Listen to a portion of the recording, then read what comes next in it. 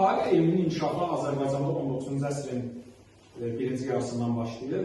Tarix elminin inkişafında Azərbaycanın böyük tarixçisi, coğrafiyacısı Abbasqulu Bakıxanovun adını qeyd edə bilərik ki, 1841-ci ildə Bakıxanov Gülüstan-ı İrəm əsərini yazır və bu əsərdə Bakıxanov 100-dən çox mənbədən istifadə etmişdir və Azərbaycan tarixindəki işğal mənbələr əsasında ən qədim dövrdə 1813-cü il Gülüstan sülhünə qədər əhatə etmişdir. Tarixdə belə bir deyim var.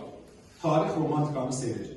Amma romantika tarixi üstələməməlidir. Yəni, tarixi gerçəklik, tarixi həqiqət öz gerçəkliyini qoruyub saxlamalıdır. Məsələn, biz baxırıq ki, hansısa bir bədii əsərdə tarixi gerçəklik əks olunmur. Məsələn, Nizami Gəncəvi İskəndarnamə əsərində Makedoniyalı İskəndəri Azərbaycana gətirir, Bərdiyə gətirir, müşahibə ilə görüşür filan. Amma tarixdə Makedoniyalı İskəndərin Azərbaycanda olması barədə heç bir dəlil, heç bir sübut, heç bir mənbə qeyd olunmamışdır. Lakin buna baxmayaraq, bəzən bədii əsərlər də tarixi köməkçi fən kimi hesab oluna bilər. Necə ki, Nizami Gəncəvi İskəndərnamə poemasında Slavyanların bədii hücumlarını qeyd etmişdir. Yəni, bu əsərdən biz tarixi bir faktı da əldə edə bilirik.